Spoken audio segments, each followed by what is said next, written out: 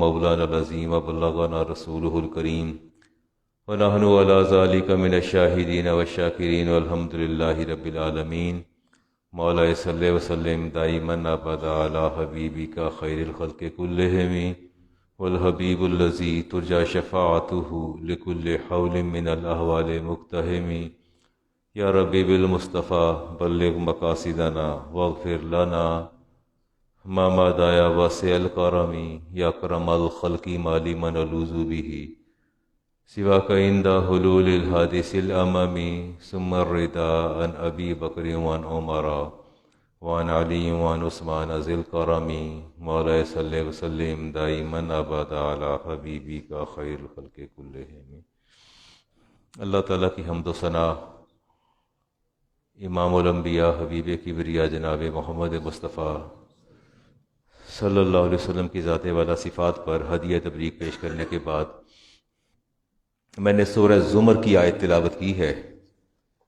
اللہ تعالیٰ ارشاد فرماتے ہیں والذی جاء بالصدق وصدق به اولئک هم المتقون۔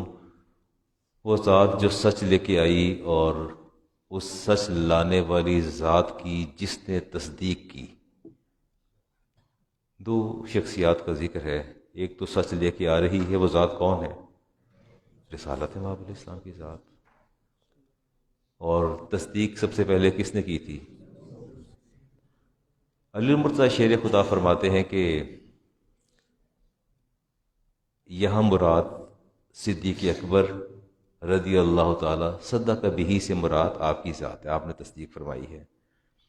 آگے اولئک هم المتقون، یہ پلورل کا صیغہ ہے، جمع کا ہے، تو یہاں اللہ تعالیٰ نے ان سب کو متقی فرمایا ہے جنہوں نے اس کے حبیب کی تصدیق فرمائی ہے، تصدیق کی نا، سب اس میں شامل ہیں، دیگر صحابہ بھی شامل ہیں۔ پیچھے سنگولر تھا، اس کے بعد پلورل آ گیا ہے، جمع آ گیا ہے، تو اولئک هم المتقون سے مراد ہے کہ جن جن لوگوں نے تصدیق کی، ظاہر ہے صحابہ تھے سارے، وہ سارے کے سارے متقی ہیں۔ رسالت مآب علیہ السلام کی حیات طیبہ اور تاریخ اسلام میں واحد سیدنا صدیق اکبر کی ذات ایسی ہے جن کی 4 پشتیں صحابی ہیں۔ ایک صحابی ہو تو وہ بھی اتنی بڑی ڈگنیٹی اور آنر ہے، اعزاز ہے بہت بڑا، کچھ آ کے باپ بھی صحابی، پھر بیٹا بھی صحابی، پھر پوتا بھی صحابی، پڑپوتا بھی صحابی، سارے صحابی ہیں۔ ابو قحافہ خود صحابی، سیدنا صدیق اکبر بھی صحابی، عبد الرحمن بن ابی بکر بھی صحابی، ابو عتیق محمد بن عبد الرحمن بھی صحابی۔ تو یہ بہت بڑی بات ہے کہ بیک وقت 4 پشتیں صحابی ہیں، بیک وقت، یقیناً یہ بہت بڑا اعزاز ہے۔ رسالت مآب علیہ السلام نے ارشاد فرمایا، اسد بن زرارہ اس حدیث کے راوی ہیں، حب ابی بکر و شکرہ واجب علی کل امتی۔ ابو بکر صدیق سے محبت کرنا اور ان کا شکر ادا کرنا یہ میری امت پر واجب ہے۔ رسالت مآب، اچھا یہ ایک فطری سا امر ہے، جب میں یہاں ممبر پر بیٹھتا ہوں تو میں بھی دائیں بائیں دیکھتا رہتا ہوں، وہ لوگ جو ریگولر میرے نمازی ہیں، ریگولرلی آتے ہیں، اچھا ان کی جگہیں جو ہے نا، سٹنگ پوزیشن، وہ بھی ڈیسائیڈڈ ہوتی ہے، وہاں یہاں وہاں، میں دیکھتا رہتا ہوں، کیونکہ سال ہا سال سے نظریں عادی ہو جاتی ہیں دیکھنے کی، تو نہیں نظر آتی تو میں بھی فکر مند ہوتا ہوں کہ آج نظر نہیں آئے، کہاں چلے گئے۔ اچھا چلے بات سے بات نکلی ہے، تو رسول کریم علیہ السلام نے جماعت کروائی، اور جماعت کے بعد جب آپ تشریف فرما ہوئے تو صحابہ دائیں بائیں دیکھ رہے تھے، کسی کے متلاشی تھے، فرمایا کس کو ڈھونڈ رہے ہو؟ عرض کیا ہمارے ایک ساتھی روزانہ آتے تھے پر اب نہیں ہیں۔ فرمایا کیا نام ہے؟ کہا نام تو نہیں پتا۔ فرمایا کہاں سے آتے ہیں؟ کہ یہ بھی نہیں پتا، لیکن نماز میں ریگولر آتے ہیں۔ فرمایا ہائے افسوس، ہائے افسوس، تمہارا ساتھی اور آپ کو نہ نام کی خبر ہے اور نہ آپ کو پتہ ہے کہاں سے آتے ہیں۔ فرمایا جب کسی سے کوئی آپ کا کمپینین ہو، ساتھی ہو، دوست ہو، تو اس سے اس کا نام پوچھیں، والد کا نام پوچھیں، اس کا ایڈریس پوچھیں، اس کا پروفیشن پوچھیں، اس کا گھر پوچھیں، ساری سے تفصیلات لیں، اور اگر وہ بیمار ہو جائے تو اس کے گھر جا کے اس کی عیادت کریں، خوشی ہو تو خوشی میں شریک ہو جائیں۔ اگر اب ہمارا اپنا ایک کرائٹیریا اور ایک پیمانہ ہے، اگر میں کسی سے پوچھوں نا بیٹا کیا نام ہے، ابو کا کیا نام ہے، اچھا بچے کہاں رہتے ہو، جاب کرتے ہو، اچھا بیٹا کس کمپنی میں جاب کرتے ہو، کس نیچر کی جاب ہے، شادی ہو گئی ہے، بچے ہیں، بیٹا کتنے بچے ہیں، بچے اسکول گوئنگ ہے نان اسکول گوئنگ ہے، کہتے یار علامہ صاحب اتنے پرسنل ہو گئے ہیں، اتنی پرسنل ہو گئے ہیں، بیوی پوچھ رہے ہیں، بچے پوچھ رہے ہیں، اسکول پوچھ رہے ہیں، ماں کا پوچھ رہے ہیں، باپ کا پوچھ رہے ہیں، گھر کا پوچھ رہے ہیں، جاب کا پوچھ رہے ہیں، اتنے پرسنل۔ نہیں، میں پرسنل نہیں ہوتا۔ جب میں آپ سے سوال جواب کرتا ہوں تو میرے پیش نظر امام الانبیاء علیہ السلام کا حکم ہوتا ہے، یہ میرے پیش نظر ہوتا ہے، وگرنہ میں نے خدا نہ خواستہ کوئی یہ تو نہیں کہ صبح آپ کے گھر پہنچ جانا ہے میں نے آ کے، ایسا نہیں ہے۔ رسالت امام علیہ السلام ممبر پر تشریف لائے اور فلم یرا ابا بکرن، تو آپ کو صدیق اکبر نہیں نظر آئے، فقال ابو بکر ابو بکر، 3 آوازیں دیں، مجمع دفعہ 3 آوازیں دیں، فرمایا تشریف فرما ہوئے تو اپنی موجودگی کا احساس دلایا، فرمایا ان روح القدس جبرائیل اخبارنی، مجھے ابھی جبریل نے ممبر پر خبر دی ہے، آنفاً ابھی اسی وقت، ایٹ دس مومنٹ، ان خیر امتی کا بعد کا ابا بکر صدیق، آپ کے بعد آپ کی امت میں صدیق اکبر سب سے زیادہ افضل ہے۔ ابھی ممبر پر بیٹھے بیٹھے مسجد نبوی کے اندر مجھے وہی کی خبر دی کہ اللہ فرماتا ہے کہ آپ کے بعد آپ کی امت میں سب سے زیادہ جو ہے وہ سیدنا صدیق اکبر رضی اللہ تعالیٰ عنہ ہے۔ امام بخاری کی حدیث کا نمبر 454، اور راوی ہیں عبداللہ ابن عباس، اور کتاب الصلاۃ۔ آپ بیمار تھے، مرض الوصال میں آپ تشریف لائے ممبر پر، سر پر کپڑا باندھا ہوا تھا، شدت کا درد تھا، کپڑا باندھا ہوا تھا، اور سب سے پہلے اللہ کی حمد بیان کی، اس کے بعد حمد و ثنا بیان کرنے کے بعد آپ نے بات کا آغاز کہاں سے کیا؟ فرمایا انہ لیس احد امن علی فی نفسہ، فرمایا اس دنیا میں کوئی بھی ایسا بندہ نہیں جس نے میرے ساتھ بھلائی کی اور میں نے اس کا بدلہ نہ دیا ہو۔ اب اتنی حالت، بیماری کی حالت میں آ کے صرف ممبر پر تشریف لا کے جہاں سے کلام کا آغاز فرمایا ان امن الناس علیہ فی مالہ، فرمایا لیکن ومالی من ابی بکر، مجھ پر کسی نے احسان نہیں کیا نہ مال کے ساتھ، سوائے کس کے؟ من ابی بکر ابن ابی قحافہ، ابو بکر ابن قحافہ کے سوا۔ فرمایا دوسری روایت میں آتا ہے ان امن الناس علیہ فی مالہ و صحبتہ ابا بکر، 2 چیزیں، ایک پیسہ اور دوسری کمپینین شپ، کمپنی، رفاقت، سنگت، ان 2 چیزوں سے ابو بکر نے میرا ساتھ دیا، اور آپ نے فرمایا کہ میں نے ہر ایک کے احسان کا بدلہ دے دیا۔ صدیق کے احسان کا بدلہ روز قیامت اللہ خود ہی عطا فرما دے گا۔ بڑی بات ہے، یہ بڑی بات ہے۔ فرمایا مجھ پر کسی کا کوئی احسان نہیں ہے، کسی کا مجھ پر کوئی احسان نہیں، لیکن یاد رکھیے نبی پر کبھی کسی کا امتی کا احسان نہیں ہوتا، یہ پیش نظر رکھیے گا بات کو، کہ ذہن میں یہ نہ آئے کہ ایسی بات نہیں ہے۔ وہ قرآن کریم کی ایک آیت آتی ہے جی، وہ ثانی اثنین اذ ھما فی الغار، اللہ تعالیٰ فرماتے ہیں وَإِذْ يَقُولُ لِصَاحِبِهِ لَا تَحْزَنْ إِنَّ اللَّهَ مَعَنَا، وہ جب ہجرت کا واقعہ آیا تو اچھا وہاں ایک لفظ آتا ہے ثانی اثنین، کہ وہ 2 میں دوسرے تھے، 2 تھے نا غار میں، کس نے کہا ہے؟ اللہ نے خود فرمایا ہے، 2 کی تصدیق اللہ نے خود فرمائی، غار کے اندر 2 ہی تھے، اور وہ 2 میں دوسرے تھے، دوسرے کون تھے؟ صدیق اکبر تھے۔ سعید ابن مسیب فرماتے ہیں یہ جو ثانی اثنین کا لفظ آیا ہے نا، ہم نے زندگی میں ایک چیز کو آبزرو کیا ہے، ایک چیز کا مشاہدہ کیا ہم نے، وہ مشاہدہ ہم نے یہ کیا ہے کہ ابو بکر صدیق ہمیشہ ہی دوسرے ہوتے تھے، not in the cave, not only in the cave، وہ غار میں دوسرے نہیں تھے، تھرو آؤٹ دا لائف وہ ہر کام میں دوسرے تھے، ہر مرحلے پر، ہر درجے پر، ہر مقام پر، آپ کی حیات کے ہر مقام پہ آپ دوسرے ہی تھے۔ کسی کو اتنا یارا نہ تھا کہ ان کی جگہ لے کے دوسرا قرار پا جاتا، جب اللہ نے دوسرا قرار دے دیا تو پھر اس کے بعد دوسرا کوئی نہیں ہوا، وہ دوسرے ہمیشہ وہی تھے، ایسا ہے نا؟ آئیے دیکھتے ہیں جی. آپ فرماتے ہیں فکانا، آپ اگلی بات کہتے ہیں سیدنا مسیح فرماتے ہیں کہ آپ رسول کریم علیہ السلام کے وزیر تھے. فکانا یشاورہ فی جمی امورہ، جب بھی کوئی معاملہ ہوتا تو سب سے پہلی کنسلٹنسی جو تھی، مشاورت جو تھی، وہ صدیق اکبر سے کی جاتی تھی. پہلی کنسلٹنسی جو تھی کسی صحابی سے نہیں. آپ فرماتے تھے وَقَانِيَ ثَانِيهِ فِي الْإِسْلَامِ، سعید ابن مسیح فرماتے ہیں کہ اسلام قبول کرنے میں بھی دوسرے تھے. ٹھیک ہو گیا. آپ دیکھ لیجئے نا کہ اگر اس طرف آتے ہیں تو گھر آپ نے آ کے پیغام دیا، سب سے پہلے کس کو پیغام دیا تھا کہ مجھ پر وحی نازل ہوئی ہے؟ خدیجہ الکبریٰ، حضرت خدیجہ کو، تو وہ پہلی تھیں. اور دوسرا امیجیٹ جنہوں نے اسلام قبول کیا وہ کون تھے؟ مردوں میں صدیق اکبر تھے. وہ کہتے ہیں کہ وَقَانَ ثَانِيهِ فِي الْغَارِ، غار میں بھی آپ دوسرے تھے. وَقَانَ ثَانِيهِ فِي الْعُرَيْشِ يَوْمَ بَدْرٍ، غزوہ بدر کے دوران. عریش کہتے ہیں خیمے کو، جس خیمے کے اندر یہ لیدر کا تھا، سرخ رنگ کا چمڑے کا خیمہ تھا. آپ اس میں تشریف فرما تھے. صدیق اکبر تلوار لے کے باہر نکلے میدان میں، آپ نے پکڑ کے بٹھا لیا، فرمایا کہ آپ خیمے میں میرے ساتھ رہیں گے، مجھے ابھی آپ کی بڑی اشد ضرورت ہے. روکا تو خیمے میں کتنے لوگ تھے؟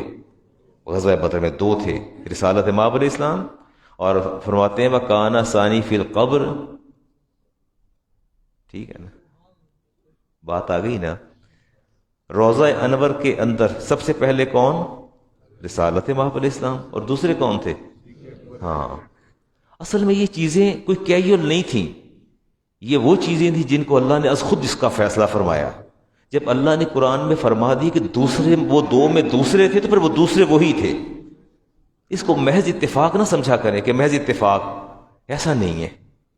اور حالانکہ آپ کے علم میں یہ حدیث موجود ہونی چاہیے کہ اس کے اندر وہ جگہ کس کی تھی؟ سیدہ عائشہ صدیقہ طیبہ طاہرہ. آپ نے وصال کے وقت ہی فرما دیا تھا کہ میرا وصال ہوگا تو میں اپنے زوج کے پہلو میں دفن ہوں گی، میری جگہ ہے. اور وہ ثانی اثنین، وہ جو دوسرے کی بات تھی وہ بھی تو پوری ہونی تھی نا. اللہ نے فرمایا نہیں، دوسرے یہی ہوں گے، دوسرے یہی ہوں گے. ہاں، آپ فرماتے ہیں وَلَمْ يَكُنْ رَسُولُ اللَّهِ يُقَدِّمُ عَلَيْهِ أَحَدًا، اور ہم نے زندگی میں ایک چیز دیکھی کہ رسالت مآب علیہ السلام نے کبھی بھی صدیق اکبر پر کسی کو پریفرنس نہیں دی. not preference in his life, not priority in his life. اپنی زندگی میں کبھی ترجیح نہیں دی، کسی کو نہیں دی. یقدم علیہ احدن، کسی ایک کو بھی قدم آگے نہیں بڑھانے دیا. میں حدیث پڑھنے جا رہا ہوں آپ کے سامنے، ابھی کوئی 1.5 یا 4-5 منٹ بعد حدیث پڑھتا ہوں، میں آپ کے سامنے رکھتا ہوں. تو ہمیشہ وہ دوسرے ہی ہر کام کے اندر. وہ امام بخاری کی حدیث ہے اور حدیث کا نمبر ہے 3452، اور راوی ہیں خود صدیق اکبر اس حدیث کے راوی ہیں.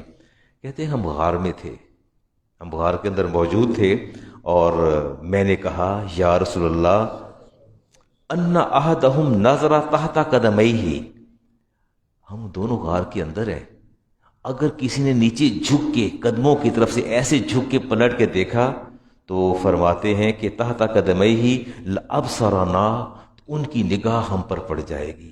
ڈیپتھ غار کی کم ہے، ڈیپتھ غار کی کم ہے، اور ہمیں کوئی نیچے ہوگا تو ضرور دیکھ لے گا. رسالت مآب علیہ السلام نے جواب دیا قول ما ظنک یا ابا بکر باثنین، ابو بکر کیسی بات کر رہے ہو، یہ کیسی بات کہہ دی ہے کہ ہم 2 ہیں، ہم غار میں 2 ہیں؟ فرمایا نہیں، اللہ ثالثہما، تیسرا اللہ بھی تو ہمارے ساتھ ہے نا. یہ آپ نے کیا کہہ دیا، 2 کا کہہ دیا؟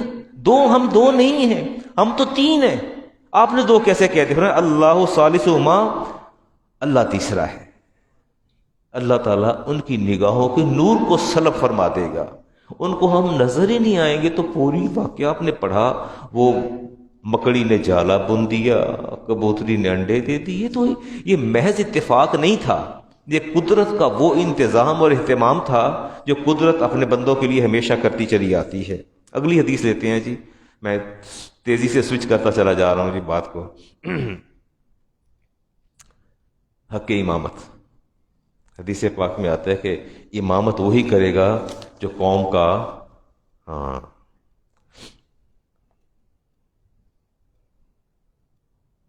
ہاں ضرور دعا کریں گے بیٹا، یہ نا میرے مصلے کے پاس رکھ دیجیے گا، اس کو دعا کریں گے۔ ہمارے ایک ریگولر نمازی تھے جی، بڑی اچھا، وہ انہیں کوئی دیوانگی کی حد تک مجھ سے محبت تھی۔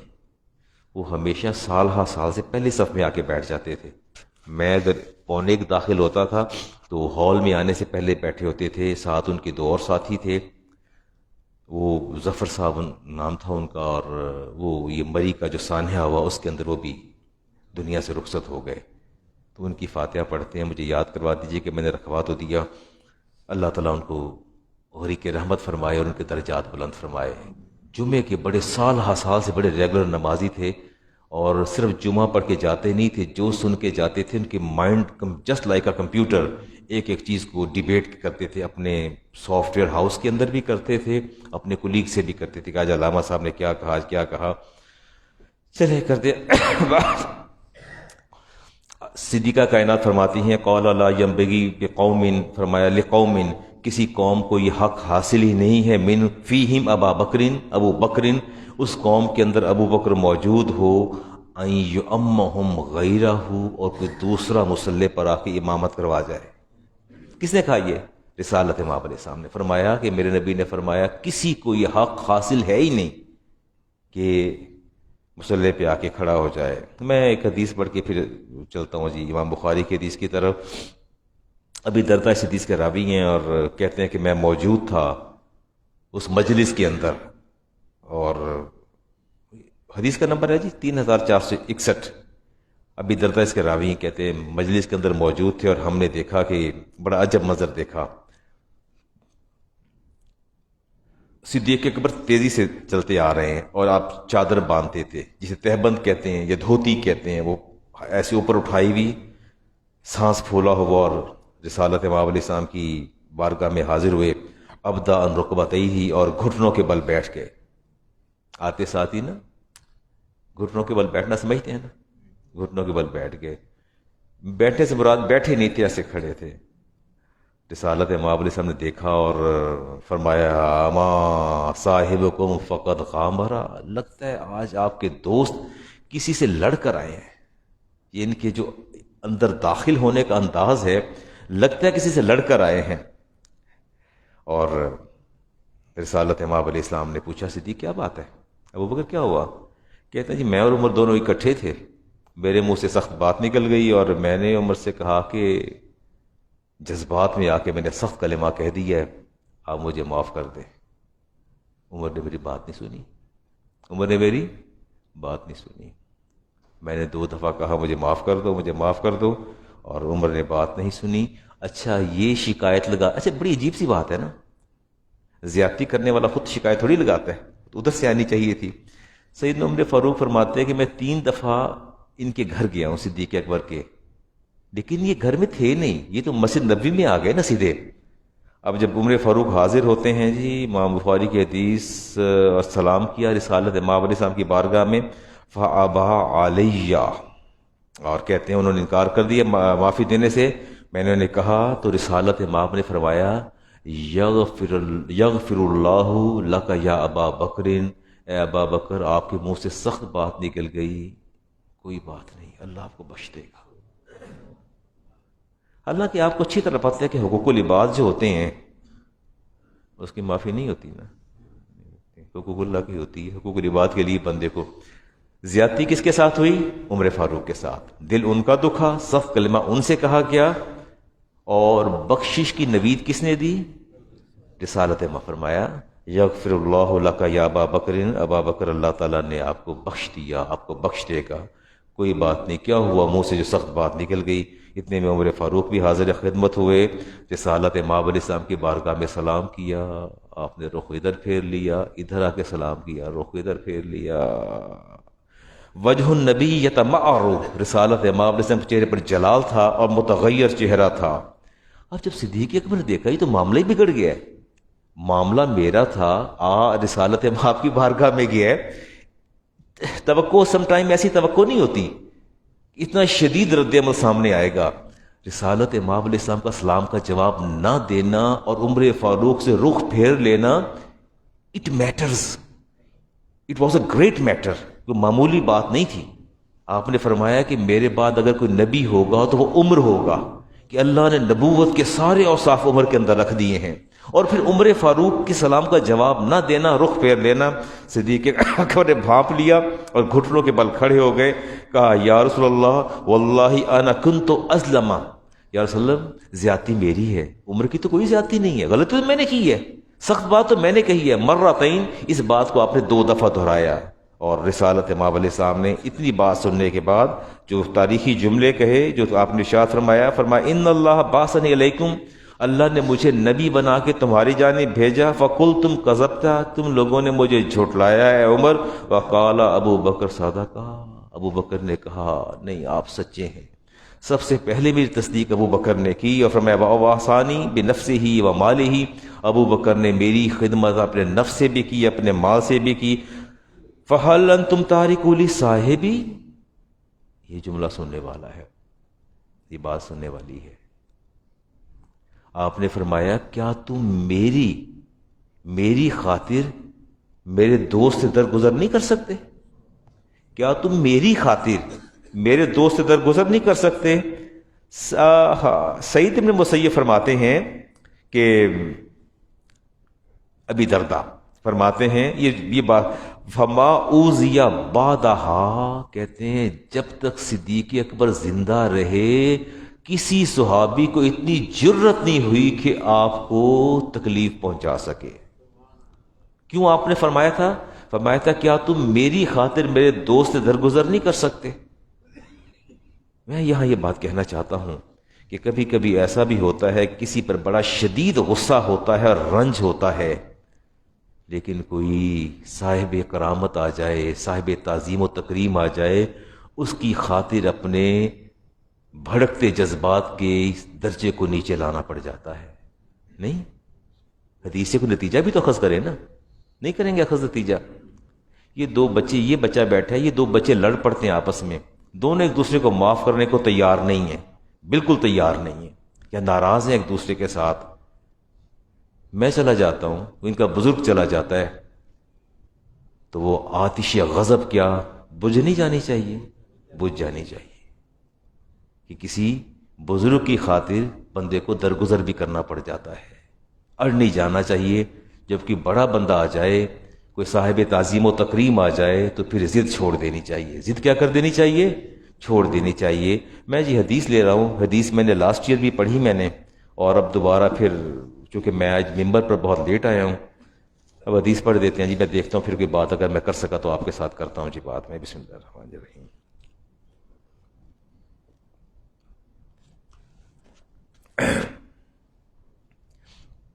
لاسٹ ایئر میں نے پڑھی 2021 میں جب موقع آیا، تو حدیث امام بخاری کی جی، اور آپ تھوڑی دیر کے لیے چشم تصور میں آپ نے ایک تو حدیث آپ سماعت کیجئے، میں پڑھنے جا رہا ہوں حدیث، اس کے راویوں سمیت متن کے ساتھ پڑھنا ہو حدیث، اور آپ نے چشم تصور میں مسجد نبوی کو لانا ہے۔ کس کو لانا ہے؟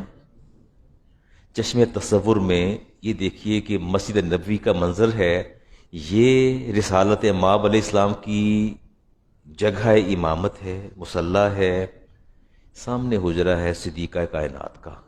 ایسا ہے نا، ایسا ہی ہے نا۔ آپ نے وہاں سے تشریف لانا ہے، نماز کے لیے یہیں سے تشریف لاتے تھے نا، ادھر تو کچھ نہیں تھا، بلاک تھی مسجد، ادھر حجرے تھے، یہاں سے تشریف لانا تھا۔ بھئی یہ آپ ذہن میں رکھیے، جاگ رہے ہیں تو بات کروں، پڑھو حدیث۔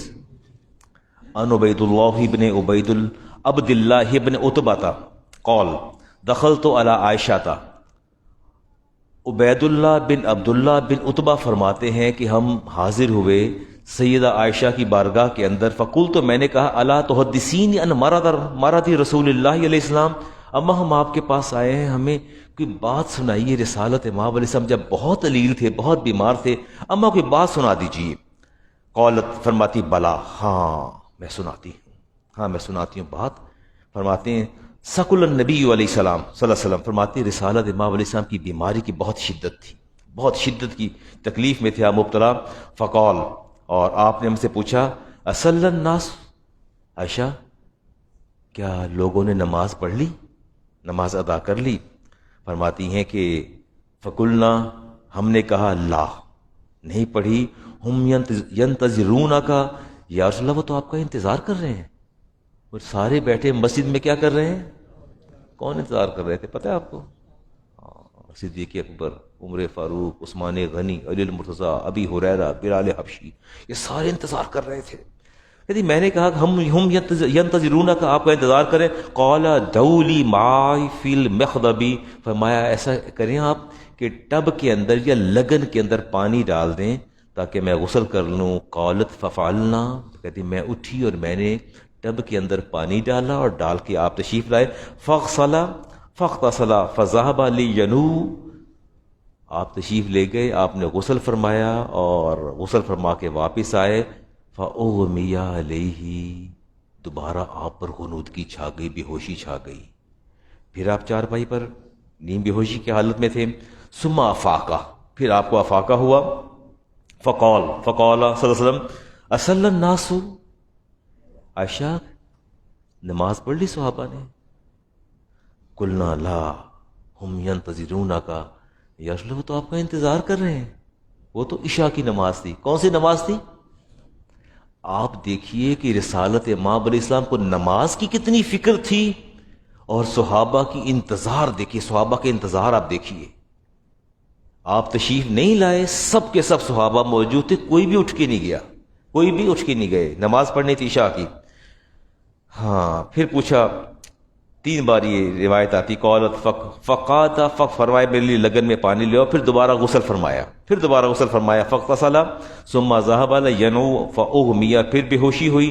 ثم افاقہ، پھر افاقہ ہوا. اصل الناس، عائشہ کیا لوگوں نے نماز ادا کر لی؟ قلنا لا ہم ینتظرون کا، یا رسول اللہ تو آپ کا انتظار کر رہے ہیں. فقال دولی مائی فی المخضب، پانی بھریے لگن کے اندر. فقعد، بیٹھے. فاغتسل، غسل کیا. ثم ذهب لینو فاغمی، پھر غنودگی اور بے ہوشی طاری ہو گئی. پھر آپ چارپائی پر آرام فرما ہو گئے. ثم افاقہ، پھر آپ کو افاقہ ہوا. اور پھر پوچھا، فقال اصل الناس، کیا لوگوں نے نماز ادا کر لی؟ فقلنا لا ہم ینتظرون، کہ نہیں ایسا بھی انتظار کر رہے ہیں. فرمایا والناس عقوف فی المسجد ینتظرون النبی علیہ السلام. سارے کے سارے، حدیث کے لفظ سنیے، حدیث میں آتا ہے والناس، کہتی میں نے کہا یا رسول اللہ والناس عقوف، معتکف اعتکاف کرنا موجود ہے. فی المسجد ینتظرون النبی، وہ اپنے نبی کا انتظار کر رہے ہیں. لصلاۃ العشاء الآخرۃ، انہوں نے عشاء کی نماز ادا کرنی ہے، اور کرنی بھی آپ کی اقتداء میں ہے. یہ رات بھیگ گئی لیکن ایک بھی وہاں سے روانہ نہیں ہوئے، آپ کے منتظر ہیں. فارسل النبی صلی اللہ علیہ وسلم الی ابی بکر، آپ نے اپنا پیغام بھیجا ابی بکر کی طرف. بان یصلی بالناس، اے ابا بکر آگے بڑھیے اور لوگوں کو عشاء کی نماز پڑھا دیجیے. کیا خیال ہے؟ اور کوئی موجود نہیں تھا مسجد کے اندر؟ نہیں تھا کوئی؟ سارے تھے، سارے تھے. لیکن آپ نے فرمایا کہ نماز وہی پڑھائے گا جو اس مصلی کے لائق ہے، وہی پڑھائے گا. پیغام جب پہنچا صدیق اکبر کی بارگاہ میں تو آپ نے کیا جواب دیا؟ ہاں فآتہ الرسول، پیغام لے کے جانے والے پتہ کون تھے؟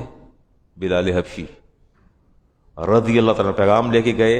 انا رسول اللہ صلی اللہ علیہ وسلم یامرک ان تصلی بالناس، میں اللہ کے رسول کا پیغام لایا ہوں.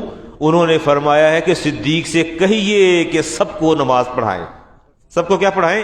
نماز پڑھائیں. فقال ابو بکر وکان رجلا رقیقا، کیا آپ لوگ نہیں جانتے کہ میں کتنا رقت آمیز انسان ہوں، کتنا میں رقیق القلب ہوں؟ کیا میری یہ ہمت ہے کہ میرے قدم اس جگہ پر چلے جائیں جہاں امام الانبیاء کے قدم ٹھہرتے ہیں؟ فرمایا بلال کیسی بات کہتی ہے، میں یہ نماز نہیں پڑھا سکتا، میرے لیے ممکن نہیں ہے. یا عمر صلی بالناس، بازو پکڑا عمر فاروق کا. فرمایا عمر میرے اندر تو حوصلہ نہیں، آپ آئیے اور نماز پڑھا دیجیے. فقال له عمر نے کیا فرمایا؟ انت احق بذلک، ہم سارے کھڑے ہیں، ابو بکر صدیق سے کہا ہے یا ابا بکر ہم سارے کھڑے ہیں پر انت احق بذالک، لیکن ہم میں سے کوئی بھی امامت کا اہل نہیں آپ کی موجودگی میں، آپ سب سے زیادہ حقدار ہے۔ میں امام بخاری کی حدیث پڑھ رہا ہوں، ان لوگوں کے باہمی روابط دیکھیے نا آپ، ان کے باہمی روابط دیکھیے، ان کے تعلقات دیکھیے۔ کہا کہ ہم سارے موجود ہیں، لیکن فرمایا کہ انت احق بذالک فصلی ابو بکر، صدیق اکبر نے نماز پڑھائی تلک الایام، ان بیماری کی ایام میں، جتنے ایام تھے آپ چشم تصور منظر لائیے کہ وہ کیا منظر ہوگا جس مصلی پر ہمیشہ رسالت مآب علیہ السلام کی آواز گونجا کرتی تھی، اور وہاں صدیق اکبر کی آواز گونج رہی ہے۔ اور نماز بھی کون سی ہے؟ عشاء کی۔ عشاء کی نماز میں قرات سری ہوتی ہے جہری ہوتی ہے؟ اونچی آواز میں، ہاں۔ حجرہ ساتھ تھا، صدیق اکبر تلاوت کر رہے تھے، جماعت کروا رہے تھے، اور رسالت مآب علیہ السلام سن رہے تھے، جماعت کروائی آپ نے۔ ان ایام میں آپ نماز پڑھاتے رہے۔ ثم ان النبی صلی اللہ علیہ وسلم ان النبی صلی اللہ علیہ وسلم وجد من نفسی خفتاً، پھر آپ جب افاقہ ہوا چند دن کے بعد آپ کی طبیعت بہتر ہوئی، فخرج بین رجلین، آپ احدہما عباس لصلاۃ الظہر، ظہر کی نماز کا وقت تھا، اور رسالت مآب علیہ السلام نے ایک ہاتھ اس کندھے پر اور ایک ہاتھ اس کندھے پر، دائیں طرف علی المرتضیٰ شیر خدا تھے اور بائیں طرف ابن عباس تھے، دونوں کے کندھوں پر ہاتھ رکھا، اور ابن عباس حضرت عباس تھے، حضور کے چچا تھے، دونوں کے کندھوں پر ہاتھ رکھا، اور لصلاۃ الظہر، نماز کا وقت تھا ظہر کا۔ کون سا وقت تھا؟ ظہر کا۔ کن کے کندھوں پر ہاتھ رکھا تھا؟ صدیق اپنا علی المرتضیٰ شیر خدا اور حضرت عباس کے، اپنے حجرے سے باہر تشریف لائے۔ الفاظ سنیے گا حدیث کے غور سے۔ وہ ابو بکر یصلی بالناس، نماز کون پڑھا رہے تھے؟ کون پڑھا رہے تھے؟ ابو بکر یصلی بالناس، آپ لوگوں کو نماز پڑھا رہے تھے۔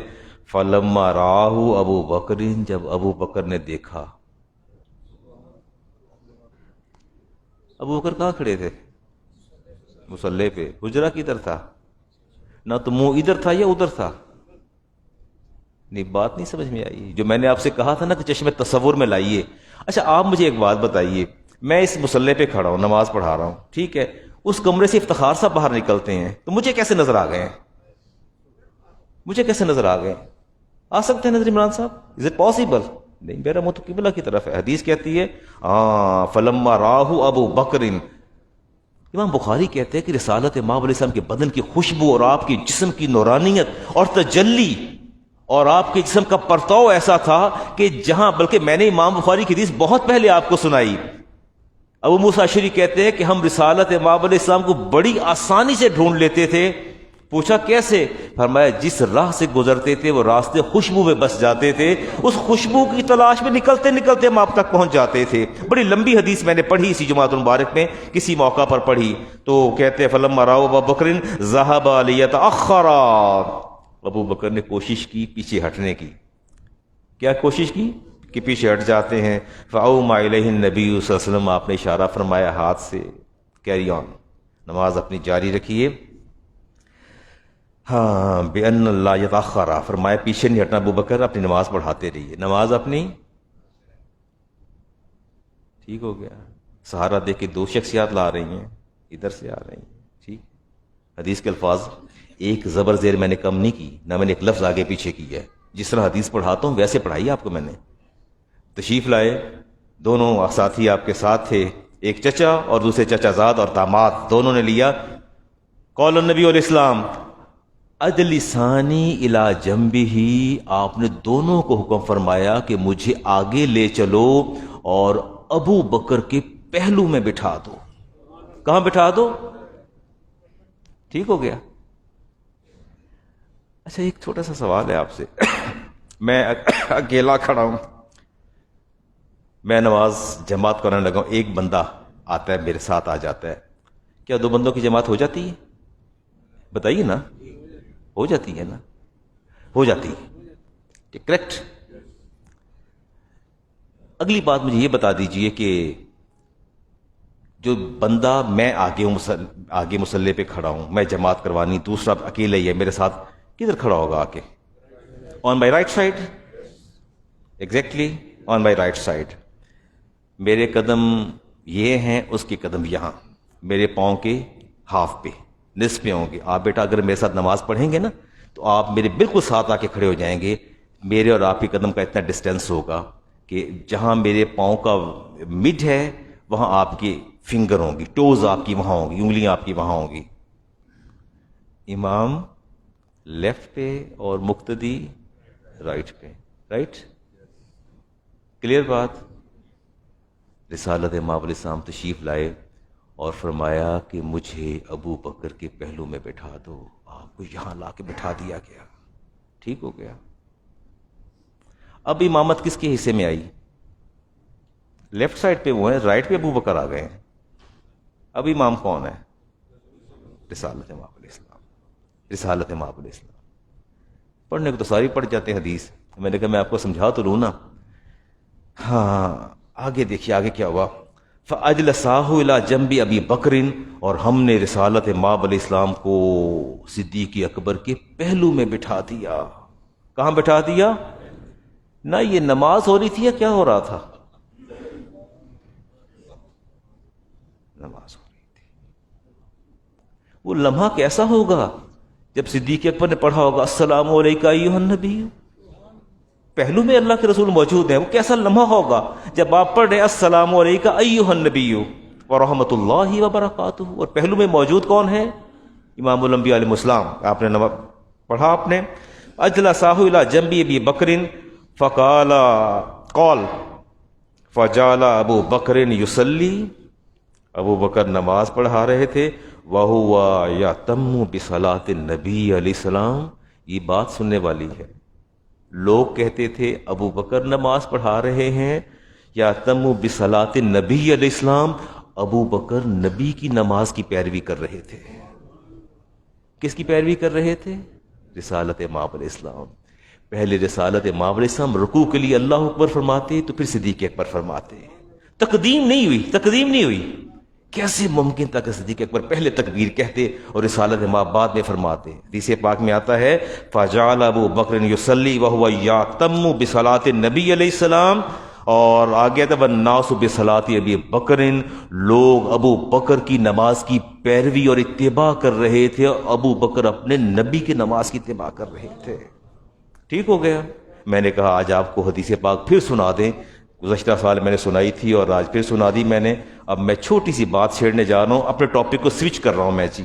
اب بات میں چھیڑنے لگا ہوں، اللہ کرے اب ہے ویسے میں، اللہ تعالیٰ مجھے معاف کر دے اور آپ بھی مجھے معاف فرما دیجیے گا. میں نے وعدہ بھی کیا تھا اور بات بھی میں نے کرنی ہے، اور ٹائم بھی میرے پاس بڑا کم ہے. 10 منٹ کیا میرے پاس 2 منٹ بھی نہیں ہے. آپ مجھے معاف فرما دیجیے گا. ٹھیک ہو گیا. نہیں کریں گے تو کیا ہوگا؟ ممبر سے تو نہیں اتار سکتے. معاف دل سے کر دیجیے گا. یہ ریسنٹلی ایک ججمنٹ آئی ہے لاہور بینچ کی، ہائی کورٹ لاہور، جو Multan bench, Lahore high court کے ملتان بینچ کے جسٹس ہیں ہمارے جی، ان کی ججمنٹ آئی ہے اور ان کا نام ہے جسٹس علی ضیاء باجوہ. علی ضیاء باجوہ صاحب نے یہ ججمنٹ جو دی ہے وہ کہتے ہیں کہ women marriage before completion of an iddat period would be irregular but not void. وہ کہتے ہیں کہ عدت کے اندر اگر عورت نکاح کر لے، کیا کر لے؟ عدت کے اندر ہے، خلا لیا یا طلاق لیا، کچھ بھی کیا، نکاح کر لے. انہوں نے یہ ججمنٹ دی ہے کہ it would be irregular but not void. وہ کہتے ہیں یہ irregular ہوگی، فاسد یا باطل نہیں ہوگی. ٹھیک ہے. میں بات کر لیں جی آپ کے ساتھ. کوئی نماز اگر 2 منٹ لیٹ ہو جائے تو مجھے معاف کیجیے گا. وہ ہر دفعہ کہتا ہوں 2 بجے جماعت ہوگی تو جو 2:10 پر جاتی ہے جماعت. کیا عدت کے اندر نکاح ہو جاتا ہے؟ نہیں ہوتا. کوئی کرینہ قاعدہ علماء سے سنا یا اللہ کا حکم ہے؟ میں آپ کو بتاتا ہوں. آئیے جی سنیے. اللہ تعالیٰ ارشاد فرماتے ہیں سورۃ بقرہ کی آیت نمبر 228 میں والمطلقات یتربصن بانفسہن ثلاثۃ قروء، کہ طلاق یافتہ عورتیں اپنے آپ کو کب تک روکے رکھیں گی؟ ثلاثۃ قروء، 3 menstrual periods. کتنے؟ 3 menstrual periods جو ہیں وہ اپنے آپ کو کس سے روکے رکھیں گی؟ عقد ثانی سے. نکاح نہیں کر سکتی جب تک کہ کتنے پیریڈز آ جائیں، چاہے وہ 2 مہینے میں آ جائیں، 2.5 میں آ جائیں، 2.25 میں آ جائیں، 1.5 میں آ جائیں، ٹھیک ہو گیا نا، 15 دن کا جو ہے وہ گیپ شمار ہوتا ہے۔ ایک بات سمجھ میں آ گئی؟ اگلی بات، اچھا کچھ عورتیں ایسی بھی ہوتی ہیں کہ جن کو فرض کرو 50 سال 55 سال کی مینو پاز شروع ہو گیا اور عورتوں کے مینسز بند ہو گئے، پیریڈز نہیں آ رہے، ٹھیک ہے، اس کو طلاق دیں تو اس کے لیے کیا ہوگا؟ ہاں اللہ فرماتے ہیں یا ایسی بچی جس کا نکاح ہوا ابھی اسٹل اس کے ابھی پیریڈ شروع ہی نہیں ہوئے، ابھی وہ بالغ نہیں ہوئی، نکاح ہو چکا ہے، بالغ نہیں ہوئی، اس کے پیریڈ شروع نہیں ہوئی، اللہ تعالیٰ فرماتے ہیں واللائی یئسن من المحیض من نسائکم ان ارتبتم فعدتہن 3 اشہر واللائی لم یحضن۔ اللہ فرماتے ہیں کہ تمہاری وہ عورتیں جن کو ابھی پیریڈ شروع ہی نہیں ہوئے یا وہ پیریڈ سے مایوس ہو چکی ہیں، پیریڈز ختم ہو گئے ہیں، تو ان کو ان کی عدت کا شبہ ہو جائے تو وہ کتنا رکیں گی؟ 3 Ashhar, 3 months، they will have to wait up to 3 months۔ کتنا ویٹ کریں گی؟ جن کو پیریڈز آتے ہیں وہ رکیں گی 3 پیریڈز ویٹ کریں گی، اور جن کو نہیں آتے مایوس ہو گئی ہیں وہ کتنا کریں گی عدت؟ 3 مہینے عدت گزاریں گے، ٹھیک ہو گیا۔ ان کی عدت کی یہ اللہ تعالیٰ نے میعاد مقرر کر دی ہے، لیکن اس میں یہ بات یاد رکھیے گا کہ یہ پریگننٹ نہیں ہے، میں نان پریگننسی کی بات کر رہا ہوں، پریگننٹ نہیں ہے۔ اور اگر فرض کریں عورت اگر حاملہ ہو جائے تو وضع حمل تک عدت ہو جائے گی، ایسے ہی ہے نا، جب تک بچہ نہ ہو۔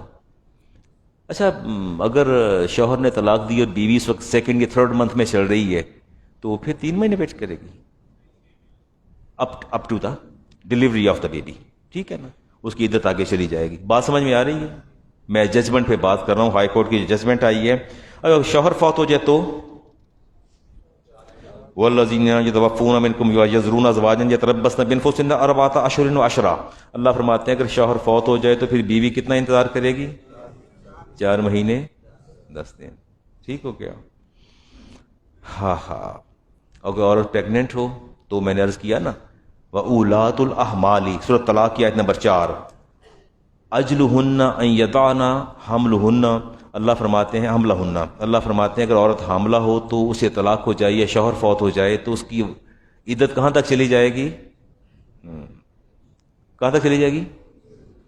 بچے کے ڈیلیور ہونے تک، بچے کے ڈیلیور ہونے تک عدت جو ہے پرولونگ کر جائے گی۔ اچھا ایک اور بات ہے، آج شوہر نے طلاق دی ہے، کل بیبی ڈیلیور ہو گیا، کل پھر عدت کیا ہوگی؟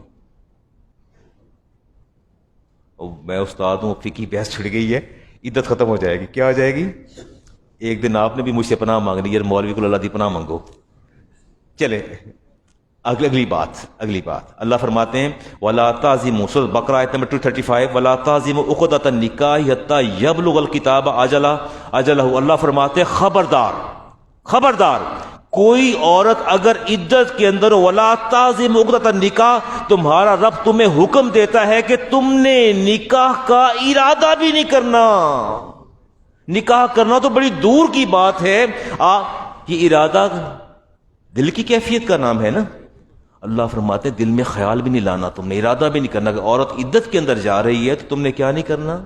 ارادہ بھی نہیں کرنا۔ گویا پتہ یہ چلا کہ عورت کے ساتھ عدت میں نکاح کرنا تو بڑی دور کی بات ہے، آپ اس کا ارادہ بھی نہیں کر سکتے، آپ اس کا کیا نہیں کر سکتے؟ ارادہ بھی نہیں کر سکتے۔ عدت المختلیاتی، عدت متعلقہ اور خلا والی عورتوں کی عدت بھی وہی ہے جو متعلقہ کی ہے۔ مجھے اکثر لوگ سوال کرتے ہیں کہ علامہ صاحب وہ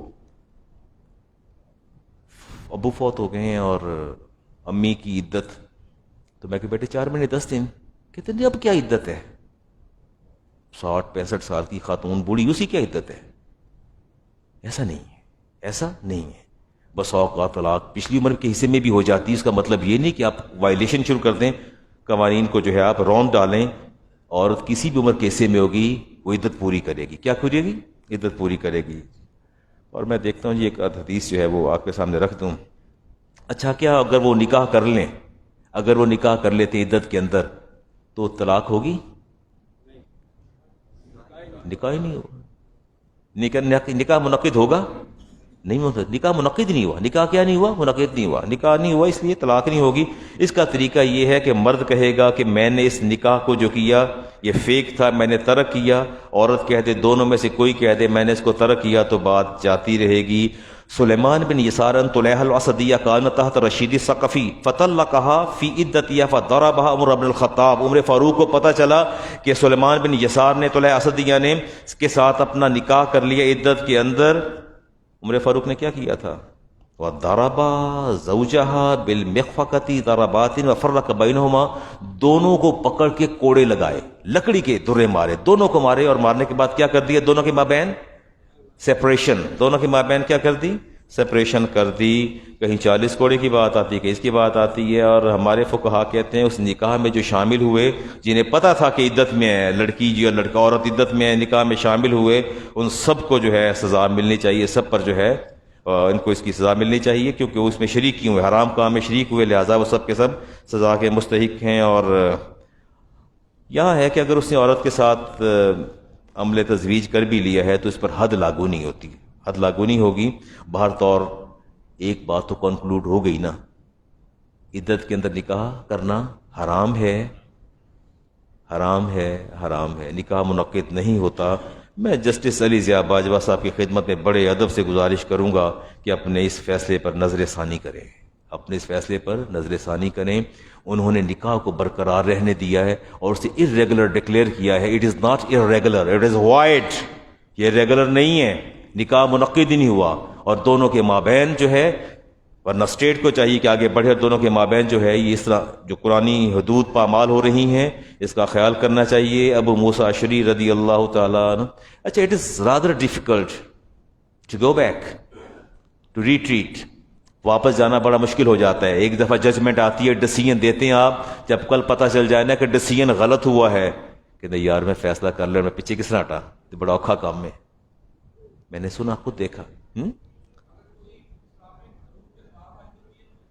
ہاں بالکل ہوتی، بالکل آتی. یہ سیدنا عمر فاروق نے ابو موسیٰ اشعری کو خط لکھا اور خط لکھ کے فرمایا کہ ابو موسیٰ اشعری کی بات یاد رکھنا، آج تم نے کوئی فیصلہ کیا ہے اور کل تمہیں پتہ چل گیا کہ مائی ڈیسیژن واز ناٹ رائٹ، میرا فیصلہ درست نہیں تھا، تو تمہیں ہرگز حق کی طرف رجوع کرنے سے باز نہیں رہنا چاہیے، حق کی طرف رجوع کرنا چاہیے. یاد رکھو یہ ایک اٹل حقیقت ہے، کوئی دوسری چیز حق کو غلط قرار نہیں دے سکتی.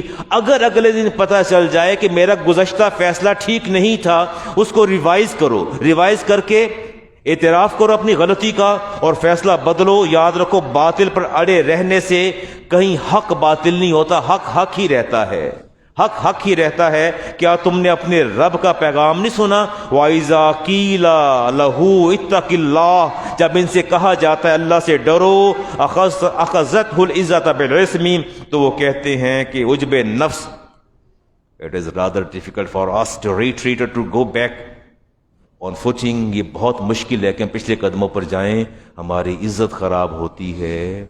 اللہ فرماتے ہیں کہ جب ان سے کہا جاتا ہے نا غلط کام، غلط فیصلہ کیا، واپس لوٹو، تو کہتے ہیں اندر کا تکبر، sense of elevation and arrogance مجبور کرتی ہے کہ یار میں کس طرح کہاں، میں غلط فیصلہ کیتا ہے، یہ تو بڑا اوکھا کام. اللہ فرماتے ہیں کہ اللہ سے ڈرو اور ایسے کام ہرگز نہ کرو. باہر کا میں ایک دفعہ پھر التماس کروں گا، جسٹس علی ضیاء باجوہ کی خدمت میں آن لائن ہوں، میں اس وقت آن ایئر بھی ہوں، اور ریکویسٹ کروں گا کہ اپنے فیصلے پر نظر ثانی کریں. شریعت کی حدود پامال نہیں ہونی چاہیے. ٹھیک ہے، سنتے عطا فرما لیجیے.